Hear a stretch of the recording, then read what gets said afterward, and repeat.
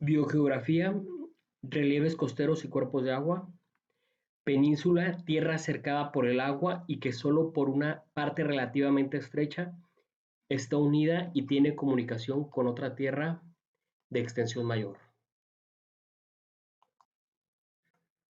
Extensión de tierra rodeada por agua por todas partes salvo una, por donde está unida a un territorio de mayor tamaño. Y tenemos aquí la península de Yucatán, de México.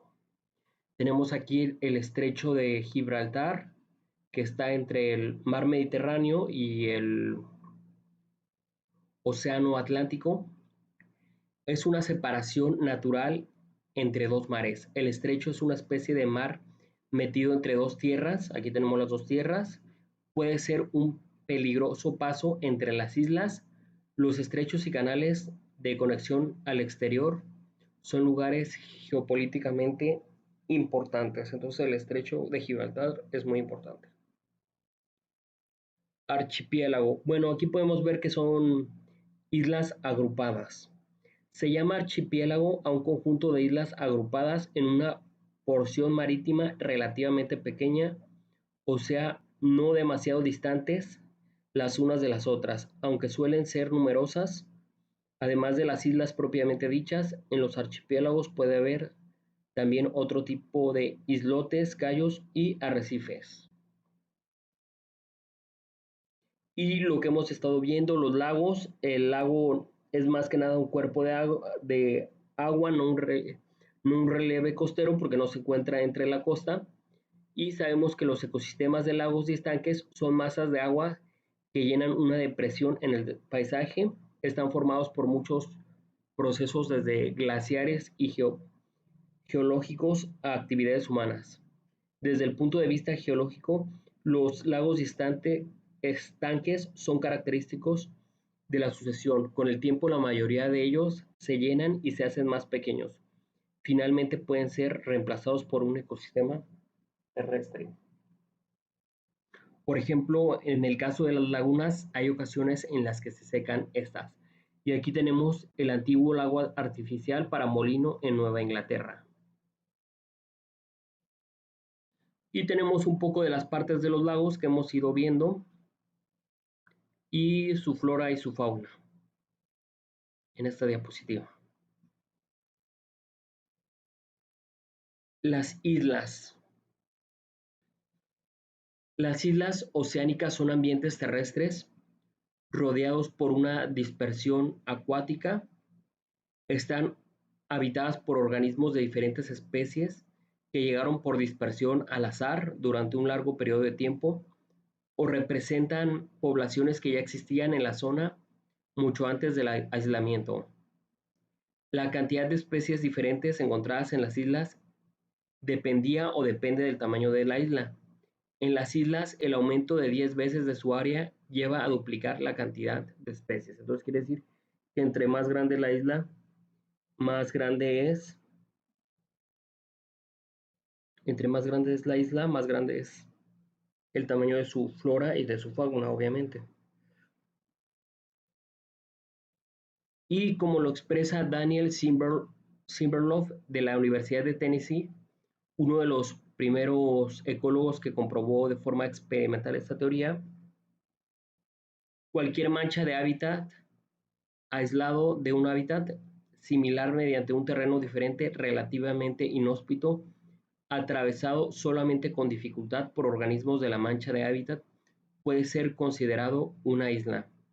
Entonces se refiere a una mancha dentro de un océano o porción de tierra que está aislado y es un hábitat en la que viven organismos que pues dice que desde los orígenes ya estaban ahí.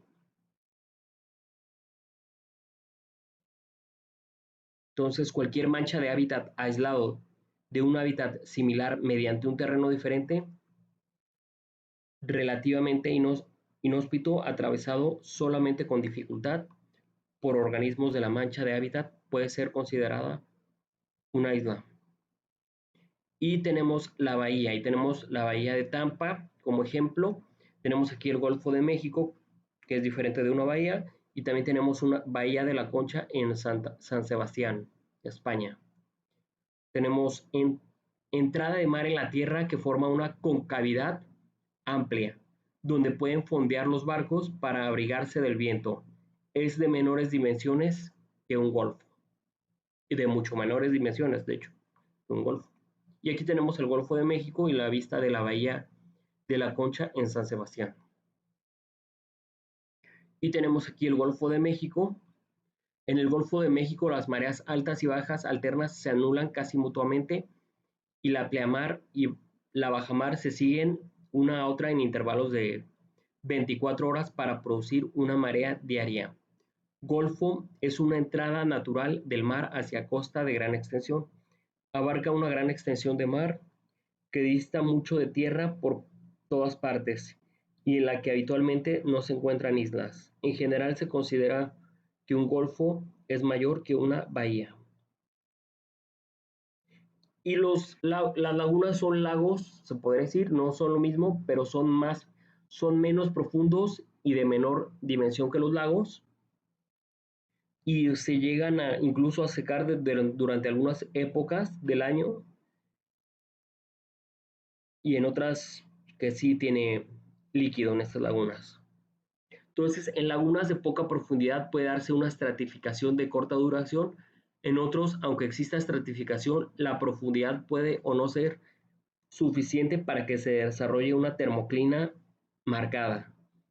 En las lagunas, la descomposición estacional de la termoclina y la mezcla que resulta entre aguas superficiales y profundas llevan a una gradiente dinámica de la temperatura y del contenido de oxígeno.